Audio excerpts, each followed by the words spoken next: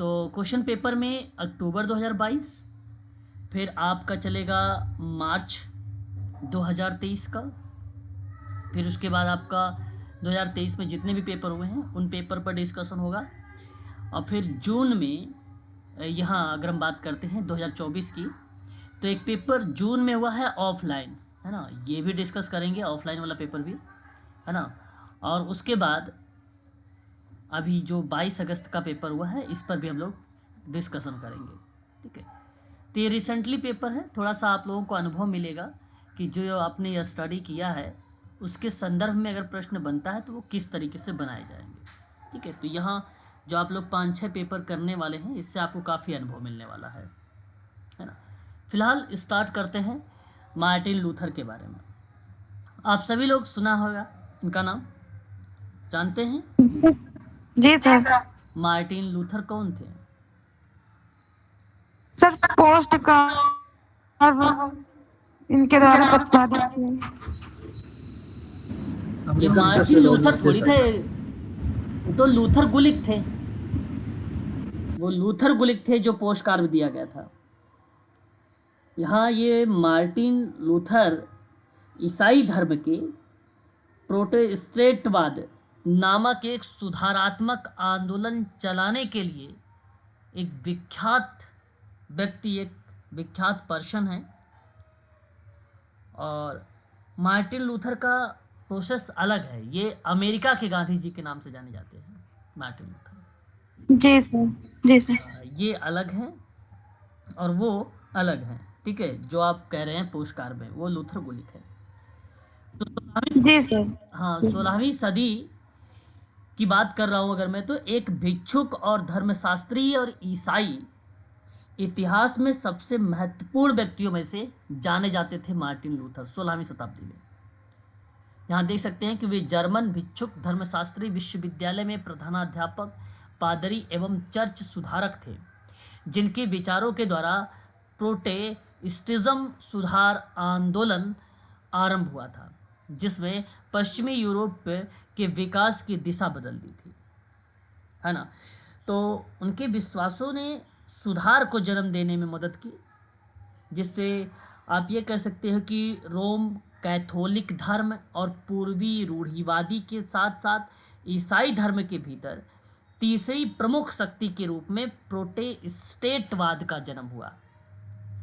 तो एक तो कॉन्सेप्ट के रूप में मार्टिन लूथर का नाम आता है, और वो आप यहाँ पर नोट कर लीजिए अगर बाय द वे परीक्षा में सवाल बने तो। हालांकि केवल इनसे अभी तक किताबों से सवाल बना हुआ है, बस पुस्तक से मैं आपको बट नोट कर देता हूँ 2-4 इम्पॉर्टेंट तथ्य, ठीक है। पहला पॉइंट आपके लिए ये रहेगा कि जब भी कभी आप लोग देखें प्रोटेस्टेंटवाद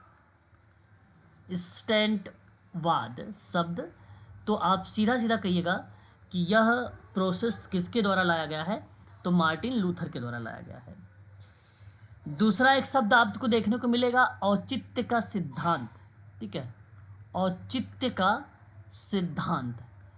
और ये भी अगर नाम परीक्षा में आता है आप लोगों से, क्योंकि लूथर ने धार्मिकता को ईश्वर की कृपा के उपहार के रूप में समझा और उसने केवल अनुग्रह के द्वारा औचित्य के सिद्धांतों की खोज की। अब ये क्या है, अभी मैं इस पर भी डिस्कशन करूंगा। पहले तो मैं आपको ये बता दूं कि प्रोटेस्टेंटवाद होता क्या है, ये भी बड़ा इंपॉर्टेंट शब्द है। इसका मीनिंग बेसिकली ईसाई धार्मिक आंदोलन है जो मध्य युग के दौरान रोमन कैथोलिक सिद्धांतों और प्रथाओं की प्रतिक्रिया के रूप में 16वीं शताब्दी में उत्तरी यूरोप में शुरू हुआ था, है ना, ईसाई धर्म में। ये ईसाई धर्म के अंतर्गत इसकी 3 महत्वपूर्ण जो है बेसिकली ताकतें थी, आप ऐसा कह लीजिए पावर, है ना, जहाँ बेसिकली भिक्षुक, धर्मशास्त्री के साथ साथ प्रोटेस्टेंट के जनक के रूप में अगर किसी को जाना गया कि प्रोटेस्टेंटवाद के जनक कौन हैं, तब भी आप मार्टिन लूथर का ही नाम आप लगाइएगा, ठीक है।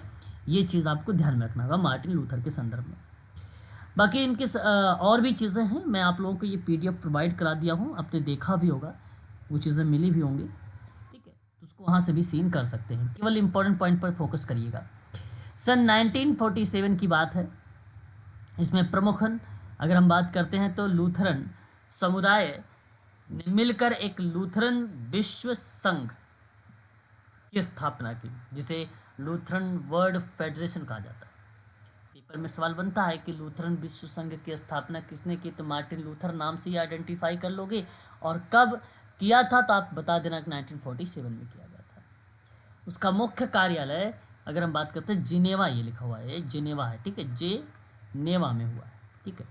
और बलंद्र काउंसिल ऑफ चर्च से इसका निकट संबंध था, ठीक है, इसका निकट संबंध था। हालांकि अगर पूछता है बलंद्र बेसिकली काउंसिल ऑफ चर्च को लेकर, तो भी प्रोसेस मार्टिन लूथर का नाम देखने को मिलेगा, क्योंकि जो विश्व संघ था जहाँ लोगों समुदाय से मिलकर एक प्रकार से लोगों को जोड़ने का प्रयास किया जा रहा था, वही शब्द इसके अंतर्गत देखने को मिला है यहाँ पे, ठीक है। सर ये क्या लिखा हुआ है सर, बलंद्र काउंसिल ऑफ चर्चेज? हाँ देखिए, ये बेसिकली एक समिति के रूप में था, ये एक संघ ना कह के समिति कह लीजिए आप। और जैसे कि जो लोग वहाँ के नीडी थे, जिनके साथ असामाजिक व्यवहार हो रहा था, उन लोगों को ना काउंसलिंग करके, ठीक है, इस चर्च के माध्यम से सुधारने का प्रयास किया जा रहा था। और उनके अफ्रीका में और अमेरिका में जो गोरे काले हैं, इसको लेकर बड़ी जो है चर्चा पर चर्चा वाली प्रक्रिया रही, यानी आप ये कह लीजिए कि नस्ल भेद का जो प्रोसेस रहा है वो देखने को मिला था। तो वो काउंसलिंग का प्रोसेस चल रहा था बलंद्र काउंसलिंग ऑफ चर्च में। ये एक समिति थी, एक समिति थी। लूथरन विश्व संघ ये एक एसोसिएशन था, ये एक संघ था ये, ठीक है। ये लूथर के द्वारा बनाया गया था, मार्टिन लूथर के द्वारा बनाया गया था, ठीक है, ये बात ध्यान रखिएगा। उसके बाद अगर हम बात करते हैं मार्टिन लूथर के संदर्भ में, 3 नए संगठन स्थापित किए गए। आप ये भी देख सकते हैं 3 नए संगठन का नाम भी। एक मार्टिन लूथर के समय की बात बता रहा हूँ मैं, लूथरन विश्व सेवा परिषद, जिसका उद्देश्य जानते हैं क्या था, विस्थापितों का पुनर्वास करना था, आवश्यकता अनुसार जो है भाइयों को आर्थिक सहायता एवं गिरजाघरों का निर्माण करना। यानी एक प्रकार से इनको जो है वित्तीय सहायता भी दी जाती थी, जिनको जिस तरीके की नीड थी उनकी नीड के आधार पे उनको जो है ट्रेन भी किया जाता था, ठीक है। और कोई व्यक्ति अगर मान लीजिए छीड़ है या किसी बीमारी से ग्रसित है, तो उसको भी बेसिकली पुनर्वास या रिहेबिलिटेट किया जाता था, उसके बिहेवियर में बदलाव किया जाता था। ये लूथर जो है लूथरन विश्व सेवा परिषद की मैं बात कर रहा हूँ, ठीक है। तो उनके द्वारा जो है 3 संगठन, ये संगठन है जिसमें से एक आपको सामने प्रस्तुत है। दूसरा एक था मिशन परिषद करके, विभिन्न लूथरन समुदायों के धर्म प्रचार के कार्यों का भी नियोजन करना इसका उद्देश्य था। ये तो बड़ा आसान है, जहाँ बेसिकली ईसाई धर्म की एक शाखा को संदर्भित करता है प्रोटेस्टेंट चर्च, और उसी के एडवर्टाइज को लेकर आप ये कह लीजिए कि प्रचार प्रसार के लिए जो है मिशन परिषद बनाया गया था, है ना। कैथोलिक चर्च और ग्रीक और रूसी रूढ़िवादी के विपरीत जो प्रोटेस्टेंट की विशेषता थी, जैसे धार्मिक, चर्च संबंधी, सांस्कृतिक और भौगोलिक जो विभाजन था, उनके परिप्रेक्ष्य में मिशन परिषद काम करता था। और एक धर्म विज्ञान परिषद था, इसके द्वारा लूथरन चर्चों के धर्म विज्ञान विषयक अनुसंधान मतलब खोज का समन्वय किया जाएगा, और महान धर्म सुधारक थे। अच्छा, ये तो धर्म बेसिकली विज्ञान परिषद से संबंधित है, और इसका आशय उन संदर्भों से था जहां बेसिकली मार्टिन लूथर और जॉन कैल्विन 2 विद्वान थे प्रोटेस्टेंट सुधार में, और यूरोप में धार्मिक और दार्शनिक नियंत्रण को तोड़ने से, जिससे कारण समाज में नए विचारों की शुरुआत हो, उस नए विचार की शुरुआत के परिप्रेक्ष्य में ये संगठन स्टार्ट किया गया था, धर्म विज्ञान परिषद। और वो संगठन नए विचार से कब, वो अनुसंधान के माध्यम से, कोई एक विषय, कोई एक पर्टिकुलर पर डिस्कशन और फिर उसी डिस्कशन पर कार्य करना, ये था धर्म विज्ञान परिषद, है ना।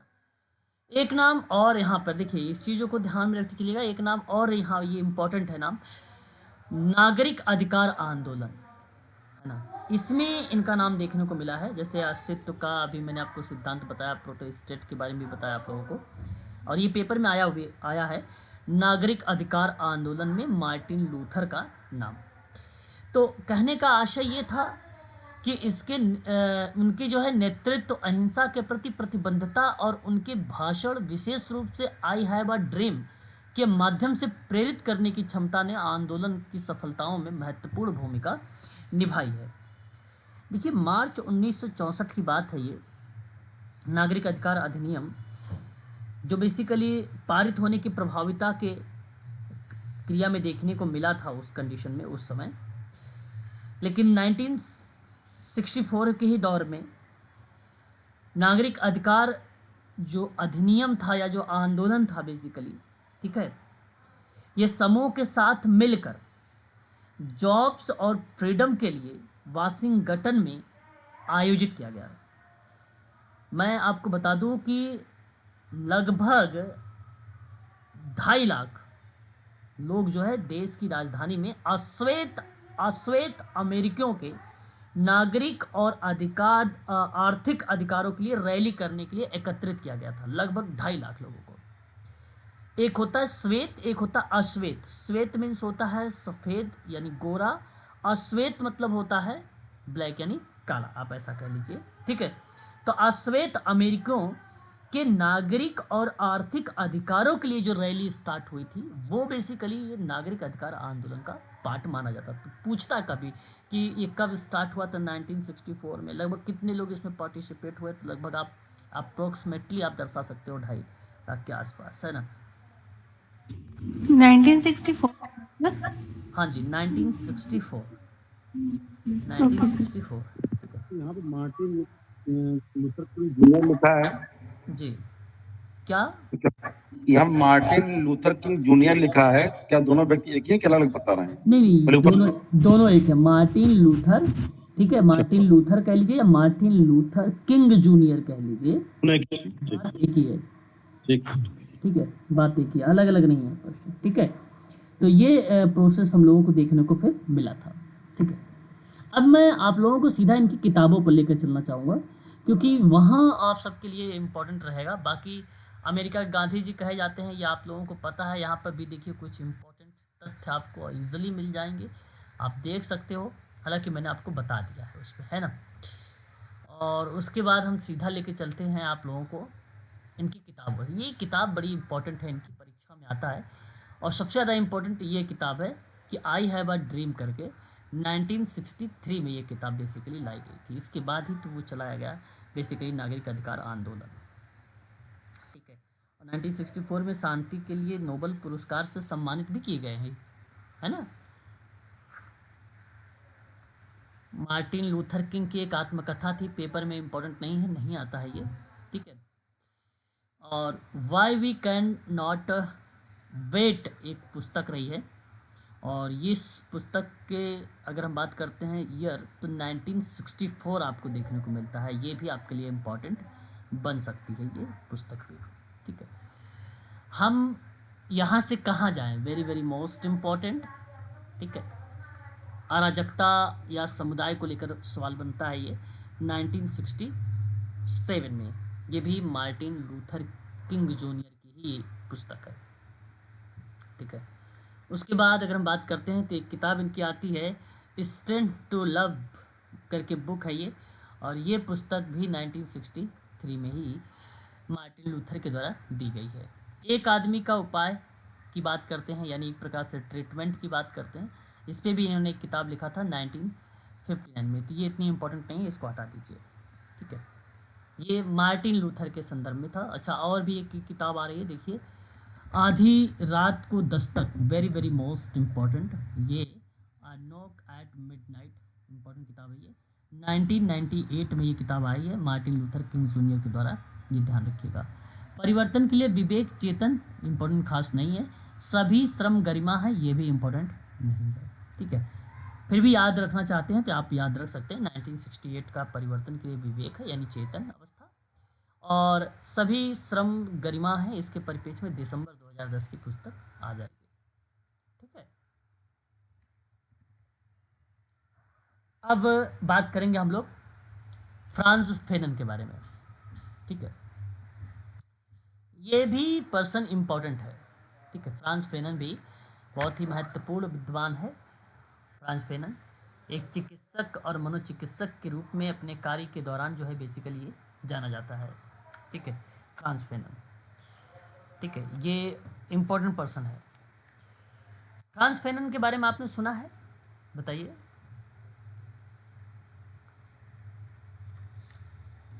नहीं सर। फ्रांस फेनन के बारे में नहीं सुना, ओके। फ्रांस फेनन ने चिकित्सक और मनोचिकित्सक के रूप में ना अपने काम के दौरान फ्रांस से स्वतंत्रता के लिए अल्जीरिया युद्ध का समर्थन किया था। इसने पेपर में आता है कौन सा युद्ध का समर्थन किया, तो अल्जीरिया।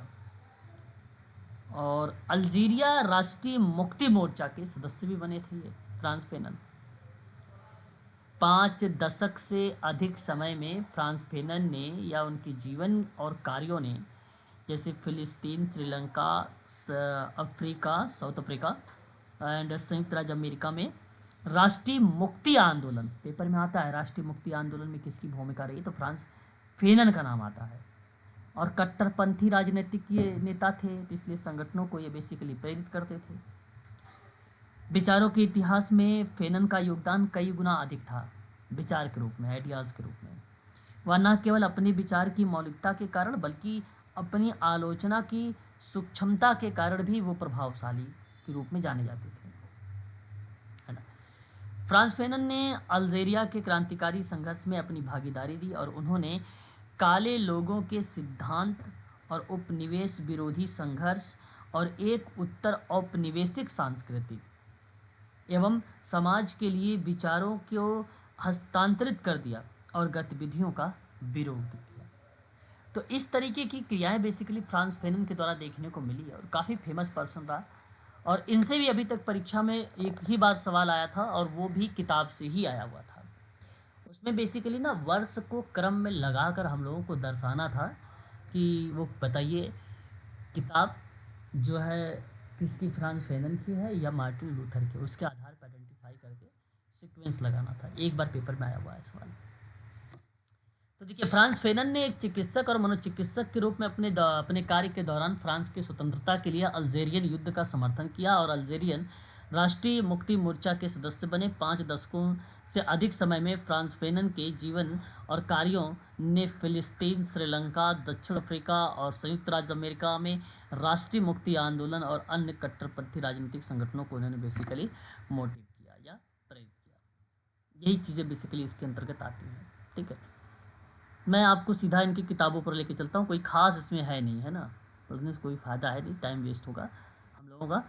ये देखिए काफ़ी इंपॉर्टेंट किताब है, ये वेरी वेरी मोस्ट इंपॉर्टेंट, परीक्षा में आया हुआ किताब है। और ध्यान रखिएगा, ब्लैक स्किन वाइट मास्क करके 1952 में ये किताब फ्रांस फेनन की है। और 1967 में ना चार्ल्स जो है लैंडमार्क मैन द्वारा इसका अनुवाद किया गया है। ठीक है, इनके द्वारा 1967 में। लेकिन अनुवाद तो नहीं पूछता है केवल कि ये किताब बताइए कौन सा वर्ष में आया और किस विद्वान का, ये 2 बातें ध्यान रखिएगा यहाँ पर। उसके बाद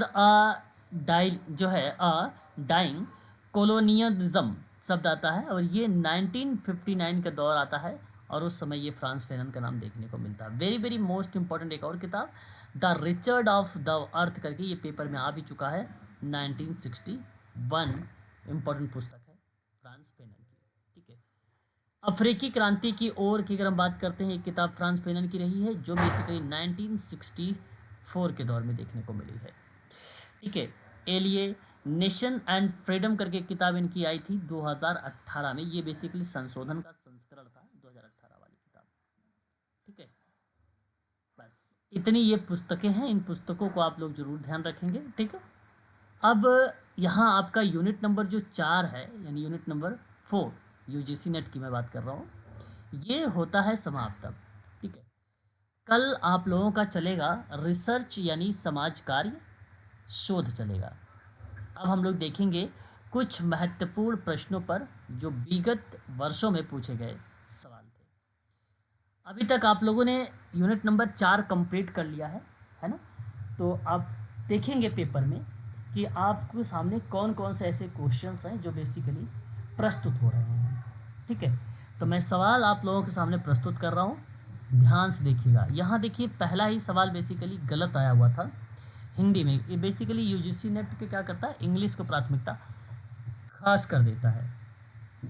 ये बात आप लोगों को पता होगा, है ना, इंग्लिश की प्राथमिकता। yes तो जी सर। कहने का मतलब यह है कि पहला सवाल आपके सामने है, कहता what was the name of Gulbenkian report published in 1968। ये काफ़ी इम्पोर्टेंट रहा। 1968 की मैं बात कर रहा हूँ गुल्बेकियन रिपोर्ट के अकॉर्डिंग। और यहाँ 4 ऑप्शन आपके सामने है कि जब सर ऑप्शन नहीं। 1968 में, आंसर सुनिएगा, ऑप्शन यही है।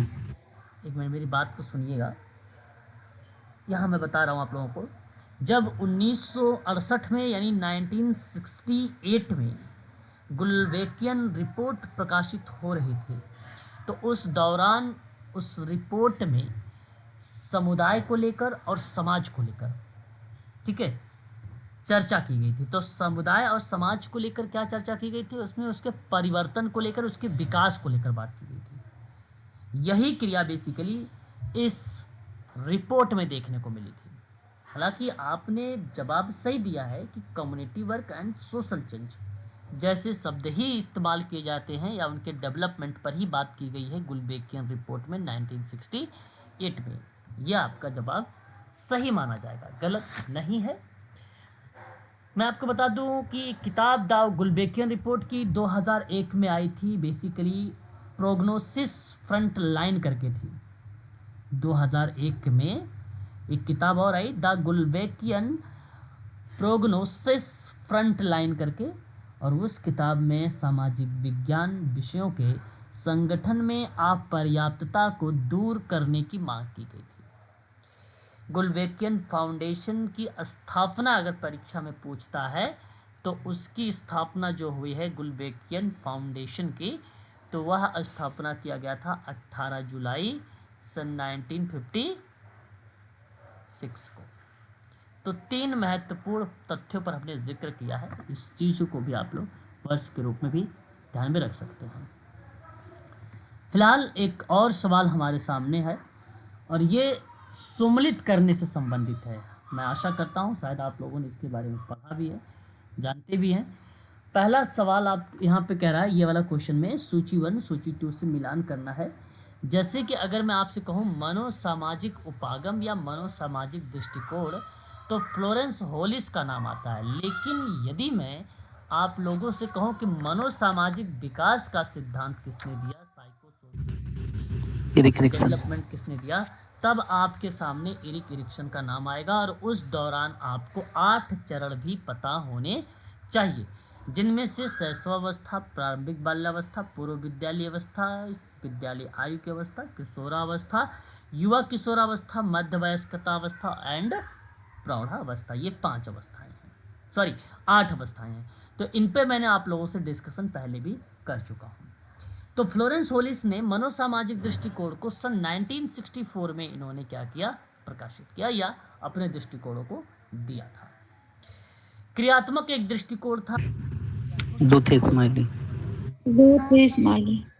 हाँ, तब आपके नाम आएगा रुथ ई स्माली का नाम। और रुथ ई स्माली ने 1958 के दौर में इन्होंने अपनी प्रक्रिया को जो है दिया था। बात करते हैं समस्या समाधान उपागम को लेकर, बड़ा आसान है, आपको होगा। ये एच फॉलमैन के द्वारा 1957 में ये उपागम बेसिकली प्रकाशित भी किया गया था या लेकर लाया गया था। तो हालांकि इसमें आपने 4 पीस का भी नाम पढ़ा होगा, उस 4 पीस को भी आप रिलेट करा के आप समस्या समाधान के दृष्टिकोणों को भी इम्प्लीमेंट कर सकते हैं, ठीक है। उसके बाद संकट में दखल, हाँ, संकट शब्द का मतलब होता है इंटरवेंशन। आप भली भांति तरीके से आप सब जानते हैं कि सामुदायिक मानसिक स्वास्थ्य प्रशिक्षण जैसे कार्यक्रम, परिवार कल्याण नियोजन जैसे सलाहकार जैसी कार्यक्रम प्रक्रिया, ये सब संकट में दखल मतलब अब ऐसा कम्युनिटी कह लीजिए या आप ग्रुप कह लीजिए, किसी भी परिस्थिति में अगर कोई दिक्कत या प्रॉब्लम्स आती है तो उस दौरान चाहे वो स्वास्थ्य को लेकर हो, चाहे वो शिक्षा को लेकर हो, एट्सेट्रा, तो तो उस पर बेसिकली कार्य करने की आवश्यकता पड़ती। तो उन परिप्रेक्ष्य में ये कॉन्सेप्ट आया संकट में दखल करके, और ये कॉन्सेप्ट बेसिकली लीडिया रिपोर्टर के द्वारा दिया गया था। ठीक है, काफ़ी इंपॉर्टेंट नाम रहा ये। और एक चीज़ ध्यान रखना कि संकट के दखल के दौरान में लीडिया रिपोर्टर ने बेसिकली 5 क्राइसिस के बारे में भी जिक्र किया था। 5 क्राइसिस के बारे में जिक्र किया था, 5C के नाम से जाना जाता है, जिसमें एक आता है आपका केयर, ठीक है, और दूसरा आपका क्या आता है इसमें, कमिटमेंट, और तीसरा आपका आता है कॉम्पेटेंसी, और चौथा आता है कम्युनिटी, और एट लास्ट 5th बेसिकली अगर हम बात करते हैं तो ये कॉन्टिन्यूटी जैसे शब्द मेंशन किए गए। ये 5 शब्द बेसिकली 5C के नाम से जाने गए हैं, और 5C परीक्षा में भी आ भी सकता है ना। तो सोशल वर्क का पेपर है, आप इसको ध्यान से करेंगे तो आप इजीली कर लेंगे। फिलहाल इस सवाल के ऑप्शन को आप चुनाव करिएगा कि पहले का 4 गया है, और दूसरे का 3 है, तीसरे का 2 है, और चौथे का 1 है। इसके आधार पर अगर हम विकल्प के चुनाव करेंगे तो विकल्प नंबर आपके सामने यहाँ पे लास्ट वाला दिख रहा है, और ये विकल्प आपका सही होगा। ठीक है, सर थर्ड होना चाहिए, एक बार देख लीजिए। थर्ड कैसे होगा यार, पहले का तो 4 ही गया है। नहीं, 4th ही है सर। ये सर पहले का 4 है, वो सेकंड है ना। पहले का 4 है आपका ऑप्शन जाएगा जो, वो 4th वाला विकल्प जाएगा, और दूसरे का 3। ठीक है ना, क्लियर है। जी सर। आगे देखिए आप, निम्नलिखित में से कौन सी विमोचनकारी समाज कार्य की बृहद कोटि से संबंधित नहीं है। ये एक सवाल है आपके सामने। अब आप सोच रहे होंगे कि विमोचनकारी समाज होता क्या है। इसको हम लोग अपनी भाषा में जो बोलते हैं उसको कहते हैं मुक्ति, क्या बोलते हैं, मुक्ति समाज कार्य है ना, इसको इस तरीके से बोलते हैं, मुक्ति समाज कार्य बोलते हैं। कहने का मतलब ये है विमोचनकारी यानी मुक्त यानी अर्जित समाज कार्य का उद्देश्य उत्पीड़न के बाहरी स्रोत और विशेषाधिकार के बारे में जागरूकता बढ़ाने को निर्देशित करता है। लोगों के आत्मसम्मान, साहस, ताकि खुद पर आए हुए समस्या का समाधान वो कर सकें। जैसा कि ये शब्दों से आप सभी लोग उससे परिचित भी होंगे। तो वो ये जो विमोचनकारी समाज कार्य का बृहद कोटि है, वो कहता है कि उससे संबंधित नहीं है।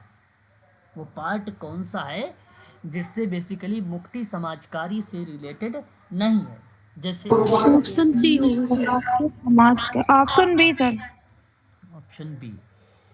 देखिए, यहाँ अगर मैं आप सभी से विचार विमर्श करता हूँ तो विकल्प अगर आपने सेकंड दिया है तो वो विकल्प आपका सही होगा, क्योंकि मुक्ति समाज कार्य के दृष्टिकोण में फेमिनिस्ट या नारीवादी समाज कार्य का भी रुख देखने को मिलेगा, और प्रतिदमनात्मक समाज कार्य और जाति संवेदनशील समाज कार्य परिप्रेक्ष्य, परंतु ये नहीं पार्ट था, वो सेकंड वाला नहीं है। अच्छा, ये है क्या, इसके बारे में थोड़ा सा आप लोग देख लीजिए या समझ लीजिए। नारीवादी समाज कार्य समाज में लैंगिक समानता और महिलाओं के सशक्तिकरण के लिए काम किया जाता है, तो उसे क्या बोलते हो आप लोग, नारीवादी समाज कार्य बोलोगे ना।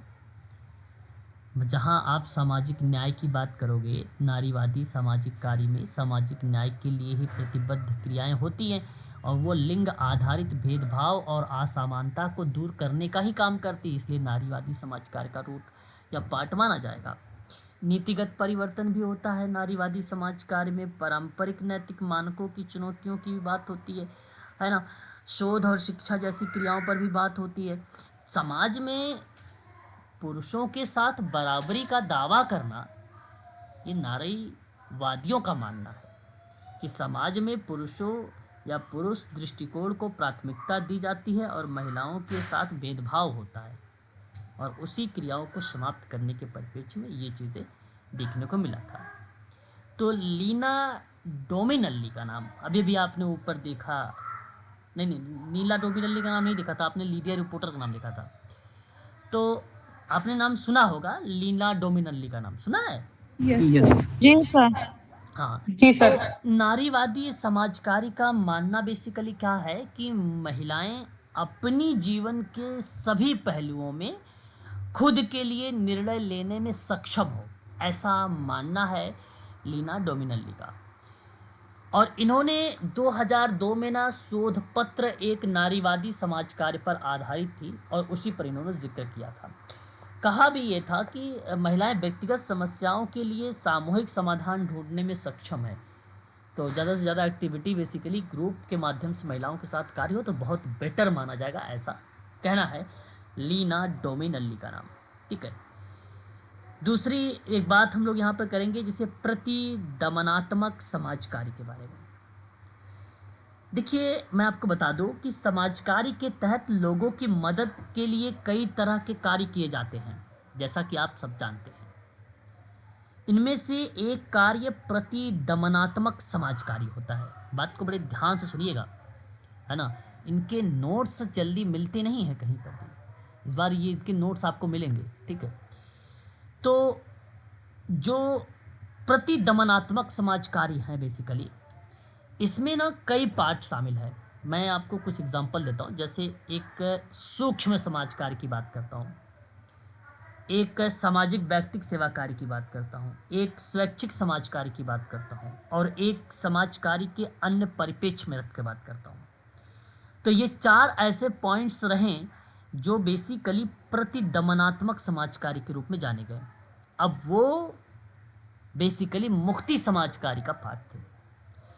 सूक्ष्म समाज कार्य मुझे बताने की आवश्यकता आप लोगों को नहीं है, आप जानते हैं कि इसमें व्यक्तियों, परिवारों और छोटे समूहों के साथ मिलकर उनकी मानसिक, भावनात्मक और सामाजिक, व्यवहारिक एवं वित्तीय चुनौतियों को पहचानने और उनका प्रबंधन करने यानी मैनेजमेंट करने में मदद की जाती है। तो वह पार्ट सूक्ष्म समाज कार्य का होता है। बहुत बच्चे सोच रहे होंगे कि सर ने परिवार एक शब्द बोल दिया तो वो कहाँ से सूक्ष्म समाज कार्य आएगा। नहीं भाई, परिवार के भले वहाँ पे 8-10 सदस्य हैं, लेकिन जब भी क्रियाएं होंगी वो माइक्रो के रूप में होगा, ना कि मैक्रो के रूप में होगा। और माइक्रो कहने का मतलब होता है सूक्ष्म समाज कार्य। मैंने एक बताया था कि व्यक्तिक सेवा कार्य के रूप में, देखिए अब किसी समस्याग्रस्त व्यक्ति की सहायता की जाती है ताकि उसे उचित समायोजन स्थापित कर सके, उसको मदद मिल सके। तो यह पार्ट बनता है प्रतिदमनात्मक समाज कार्य का। ठीक है। समाज कार्य के अंतर्गत स्वैच्छिक का था भी एक कार्य। मान लीजिए इसमें कोई व्यक्ति बिना वेतन के समाज को बेहतर बनाने के लिए काम कर रहा है ना, तो आप लोग उसे क्या बोलते हैं? स्वैच्छिक समाज कार्य।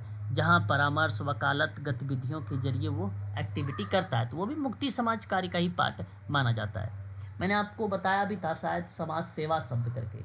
तो समाज सेवा बेसिकली किससे कहा जाता है? तो आप लोगों में से भी आया हुआ सवाल ये कि जो स्वेच्छा से अपने से कर रहा है, तो वही स्वैच्छिक समाज कार्य का पार्ट होता है। बिना वेतन के समाज को बेहतर बनाने का प्रयास अगर किया जाए तो उस दृष्टिकोण में ये नाम हम लोगों को देखने को मिलता है। आशा करता हूँ कि ये भी बात समझ में आ गई होगी। ठीक है। उसके बाद अगर हम चर्चा करते हैं तो एक आता है नृजाति संवेदनशील समाज कार्य। नाम सुना है आपने इसके बारे में? नृजातीय संवेदनशील समाज कार्य का परिप्रेक्ष्य का नाम आपने सुना है? जी सर। ओके, अगर सुना है तो बहुत अच्छी बात है। मैं आपको यहाँ पर बताना चाहूँगा नृजातीय संवेदनशीलता के बारे में। क्या है ये? नृजातीय केंद्रित अवस्था, जैसे लोग अन्य संस्कृतियों के बारे में जानते हैं लेकिन अपनी संस्कृति को श्रेष्ठ मानते हैं और अपने व्यवहार में परिवर्तन नहीं करना चाहते हैं, है ना। तो क्षमता को समझना, संवेदनशीलता या जागरूकता जैसे शब्द बेसिकली नृजातीय संवेदनशीलता में होता है। तो संस्कृतियों के बारे में जानने का प्रयास इस शब्द को दर्शाता है। प्रतिदमनात्मक समाज कार्य। अच्छा, ये तो अगेन रिपीट हुआ है क्या? अच्छा नहीं, ये तो ऑप्शन आ गया है, ऑप्शन आ गया। तो यहाँ अब आपका आता है एक सामान्य प्रकार और समाज कार्य का परिप्रेक्ष्य। इसका मतलब समझते हैं। सेकंड ऑप्शन जो आपके सामने यहाँ पर दिया गया है, जहाँ सामान्य शब्दों को इन्वॉल्व किया गया है और उस दृष्टिकोण में समाज कार्य का अगर परिप्रेक्ष्य आता है तो आप क्या कहेंगे? कहेंगे कि समाज कार्य के जो सामान्य दृष्टिकोण हैं वो सामाजिक न्याय और परिवर्तन है, सामाजिक दशाओं में सुधार है, निवारण दृष्टिकोण है, ठीक है, और ये ग्राहकों के व्यवहार को समझने पर बात करता है, भेदभाव विरोधी और दमन विरोधी का भी दृष्टिकोण होता है। ये कहने का आशय मेरा ये है कि ये सूक्ष्म कार्य के रूप में जाना जाएगा, ना कि बृहद के रूप में जाना जाएगा। तो हमें आइडेंटिफाई करना था सूक्ष्म। जैसे देखिए, समाज व्यक्तिक सोशल केस वर्क क्या होता है? सूक्ष्म समाज कार्य होता है। और ग्रुप वर्क क्या होता है? मध्यम समाज कार्य अभ्यास होता है। कम्युनिटी वर्क क्या होता है? बृहद समाज कार्य अभ्यास होता है। तो सूक्ष्म नारीवादी में भी आ जाएगा आपका, प्रतिदमनात्मक में अभी मैंने परिवार वगैरह रिलेट करवा के आपको बता भी रहा था, ठीक है, और आपका प्रतिदमनात्मक समाज कार्य भी रहेगा और नृजाति संवेदनशील समाज कार्य का भी परिप्रेक्ष्य रहेगा। परंतु सामान्य प्रकार के सामान्य दृष्टिकोण होता है, ये नहीं होगा। ये बेसिकली थोड़े से ब्रॉड सॉरी यहाँ बृहद कोटि के नहीं है, बृहद कोटि के नहीं है, है ना, सूक्ष्म कोटि के हैं। यानी इसका मतलब ये सूक्ष्म का पार्ट बनेगा फिर तो, है ना, ये सूक्ष्म का पार्ट बनेगा, ठीक है। बृहद मीन्स समझ रहे हो ना आप? बृहद मीन्स समझ रहे हो ना प्लीज? हाँ सर, कम्युनिटी। हाँ, तो सामान्य प्रकार के समाज कार्य का जो पार्ट बन रहा है ना, यहाँ पर बृहद वाले के रूप में नहीं है ना, तो इसका मतलब सूक्ष्म है। तो मैंने कहा सामाजिक न्याय और परिवर्तन, यानी सामाजिक कार्यकर्ता और क्लाइंट के साथ उसकी ओर सामाजिक न्याय और परिवर्तन को बढ़ावा देगा, एक तो ये बन जाएगा। दूसरा, सामाजिक दशाओं में सुधार करने की बात हो जाएगी, जहाँ मकसद स्वास्थ्य को लेकर, आर्थिक स्थिति को लेकर, कार्य की दशा को लेकर, आवास को लेकर, और एक आपका निवारण दृष्टिकोण हो जाएगा। इस तरीके से जो है पार्ट हम लोगों को देखने को मिलता है। विकल्प आपका सेकंड वाला ही सही रहेगा। आगे, हरित समाज कार्य पर्यावरण, जलवायु परिवर्तन और वैश्विक तपन संबंधी मुद्दों से संबंधित समाज कार्य की शाखा है। इस अवधारणा को किसने निर्मित किया है? आसान सा सवाल। लीना डोमिनेंट। अब ये बड़ा क्लियर शब्द है। मैं आपसे बात करता हूँ तो जब भी green social work from environment crisis to environmental justice शब्द आए, या कहीं आपको हरित दिखे, कहीं आपको पर्यावरण, जलवायु परिवर्तन, वैश्विक तपन संबंधित कार्य दिखे, तो आप सभी को लगाना होगा लीना डोमिनल्ली का नाम, ठीक है। ये आपको ध्यान रखना होगा। आर सिंह का नाम देखा, कहीं सुना है आपने आर सिंह का नाम? नहीं सर। ये बेसिकली अगर मैं बात करता हूँ आप लोगों से, आर सिंह का नाम हुआ, मुरली देसाई का नाम हुआ, संजय भट्ट का नाम हुआ, इनका नाम आता है, आपको बता दूँ, social work education in India में, है ना।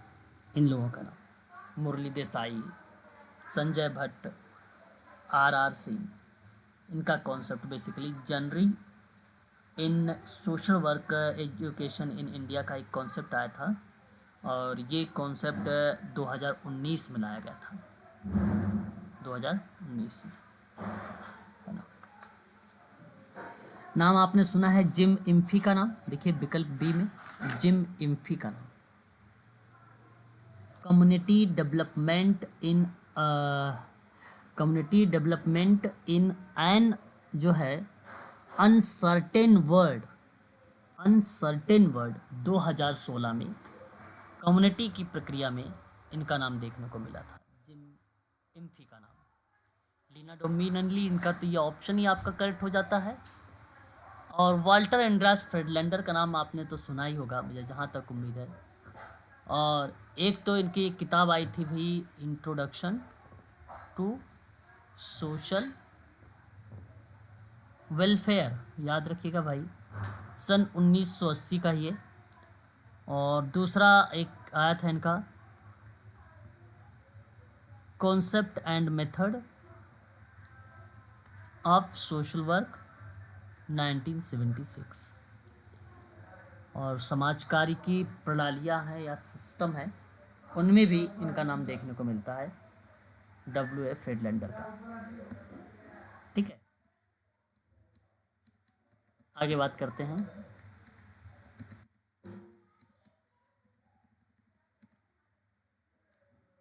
देखिए, यहाँ एक पर्सन का नाम है, ठीक है, और उनके द्वारा कुछ रिस्पॉन्सिबिलिटीज़ हैं और कुछ, अगर हम बात करते हैं तो एक्सपेक्टेशन है, यानी आप कह सकते हैं प्रत्याशा। ठीक है, तो मैचिंग करना है आपको किसका नाम, कैरोल्स मॉडल का। ठीक है, कैरोल KCMR मॉडल है ना, ये याद रखिएगा आप सभी लोग, कैरोल्स मॉडल्स ऑफ CSR। ठीक है, CSR। अब तो याद आ रहा होगा आप लोगों को, बताइए, याद आ रहा है कुछ? नहीं। कुछ भी याद नहीं आ रहा, चलो कोई बात नहीं है, टेंशन नहीं लेना है, मैं बताता हूँ। इनके द्वारा जैसे एक इन्होंने दिया था लोकोपकारी जिम्मेदारियाँ, है ना। हालांकि कैरोल के CSR एक पिरामिड मॉडल की व्याख्या करता है, एक पिरामिड मॉडल की व्याख्या करता है, और वो भी व्यवहारिक व्याख्या करता है। व्यवहारिक व्याख्या का मतलब हुआ कि कॉरपोरेट सामाजिक उत्तरदायित्व यानी CSR की परिभाषा आर्ची कैरोल के CSR पिरामिड के रूप में उसने व्याख्या किया, है ना। और उस समय इन्होंने कुल टोटल, जानते हैं, 4 सबसे महत्वपूर्ण प्रकारों पर प्रकाश डाला था। 4। पहला जो था वो था आर्थिक जिम्मेदारी, जो दूसरा था कानूनी जिम्मेदारी थी, तीसरा जो था नैतिक जिम्मेदारी थी, चौथा जो था परोपकारी जिम्मेदारी थी। समझते चलिएगा, ये बेसिकली 4 सबसे महत्वपूर्ण बात इनके द्वारा बताई गई थी। सन 1950 के दशक में यह क्रिया बेसिकली हम लोगों को देखने को मिली थी, CSR। यही 4 भाग को परिभाषा के रूप में, एक प्रकाशन के रूप में आपके लिए परिभाषा के आधार पर इन्होंने प्रकाशित किया। तो वह वर्ष की बात अगर करता है, ठीक है, कि परिभाषा के आधार पर प्रकाशित, परिभाषा के आधार पर प्रकाशित, तो 1979 का वर्ष हमें देखने को मिलता है ना। तो ये 4 पिरामिड जो मैंने बताया आपको बड़ा इम्पोर्टेंट रहा है। सबसे पहले इकोनॉमिक आता है, फिर लीगल आता है, फिर एथिकल आता है, फिर लास्ट में परोपकारी आता है। इस तरीके से आता है, ये क्रम है इसका। ठीक है, पिरामिड में जिस तरीके से आपने अब्राहम मैस्लो का पिरामिड देखा था, इस तरीके से, उसी तरीके से ये पार्ट आता है। ठीक है, तो जो परोपकारी या लोकोपकारी जिम्मेदारियां थी वो समाज के द्वारा अपेक्षित थी। वो किसके द्वारा अपेक्षित थी? समाज के द्वारा। अब समाज की अपेक्षाओं के अनुरूप कार्य करना, यह क्रिया दर्शाती थी। समाज की अपेक्षा के अनुरूप कार्य करना, समाज द्वारा अपनाए गए नए नए विकसित होते हुए नैतिक और आचार मानक को पहचानना और उसका सम्मान करना। तो नैतिकता की भी बात आती थी, तो वहाँ भी समाज कार्य के द्वारा प्रत्याशित होता था, ना कि अपेक्षित। क्या होता था? प्रत्याशित होता था, क्योंकि प्रत्याशित का मतलब क्या है? वही तो मैंने अभी आपको बताया तो है। प्रत्याशित शब्द जो आता है वो एक्सपेक्टेड शब्द आता है, और समाज द्वारा अपेक्षित जो शब्द आता है वो डिजायर्ड बाय सोसाइटी आता है। ओके, है ना, डिजायर्ड बाय सोसाइटी। और एक होता है लीगल। अब लीगल आपको भली भांति तरीके से पता होना चाहिए, यानी लीगल रिस्पॉन्सिबिलिटी का मतलब हो गया ओबे द लॉ। कहने का सिंपल शब्द ये होता है कि सरकार का नाम आएगा और सरकार द्वारा एक आवश्यकता। आर्थिक दायित्व में आपका आ जाएगा यहाँ पर जो बेसिकली इकोनॉमिक रिस्पॉन्सिबिलिटी होता है, वो बी प्रॉफिटेबल बात करता है। The foundation upon which all other rest की बात करता है, और उस प्रोसेस में समाज द्वारा एक आवश्यकता, ये सम्मिलित होंगे। इसकी पीडीएफ भी आप लोगों को मिल जाएगी, आप निश्चित। सर हाँ सर अभी आपने फिनलैंडर की सर एक बुक का ईयर जो लिखवाया ना, वो 1981 लिखवाया, 1982 लिखवाया था सर इसी बैच में कुछ दिन पहले जब स्टार्टिंग कर रहे थे। इंट्रोडक्शन टू सोशल वेलफेयर किताब 1980। 1982 लिखवाया था। हाँ, किताबों को लेकर अगर मैं बात करता हूँ ना, एडिशन के पार्ट्स होते हैं सर, वो कहीं ना कहीं से एरर्स होते हैं, परंतु अगर बाय द वे अगर आपसे सवाल आता है इंट्रोडक्शन टू सोशल वेलफेयर का, तो 1980 आप लगाए हैं ना, अगर वहाँ पे है तो आप उसको उसी के इर्द गिर्द रखिए, क्योंकि किताबों में मैं बताऊँ आपको हर जगह आपको मिलेंगे इस तरीके की चीज़ें, क्योंकि संपादन है, एडिशन है, फिर 4 साल बाद 5 साल बाद second edition, third edition, six edition आ जाता है। अब मैं एडिशन तो लिखवाता नहीं हूँ, सीधा मैं वर्ष सीधा वहाँ पे डाल देता हूँ इसी किताब पे कब वो बेसिकली लॉन्च किया गया। पहली जब बार आया था तो वो 1980 का पार्ट आया था, ठीक है। सर वो भी तो आपने लिखवाया था सर कुछ दिन पहले ही। अरे मैंने कब मना किया नहीं लिखवाया भाई, कुछ दिन पहले, वही मैं कह रहा हूँ, वो एडिशन का पार्ट सर। सर 1974 में आया था फर्स्ट एडिशन और सेकंड 1982 में। अच्छा, introduction to social welfare officer, introduction to social welfare की किताब। हाँ जी सर। अच्छा अच्छा अच्छा, ठीक है, कोई बात नहीं, करेक्ट कर लो फिर, है ना। अगर इंट्रोडक्शन आ रहा है अगर आपके सामने तो उसको करेक्ट कर लीजिए भाई, introduction to social welfare edition, correct कर लो। हो गया है वो करेक्ट, तो बताइए। यस जी सर ठीक है। ठीक है, तो उसके आधार पे आप थोड़ा सा देख लिया करें, एक आध वर्ष में हो जाता है ना। आगे हम बात करते हैं इस प्रश्न के, जरा ऑप्शन को आप चुनाव करिएगा कि विकल्प कौन सा जाना चाहिए, पहले का दूसरा, दूसरे का पहला, पहले का दूसरा, दूसरे का पहला। ऑप्शन थर्ड जाएगा,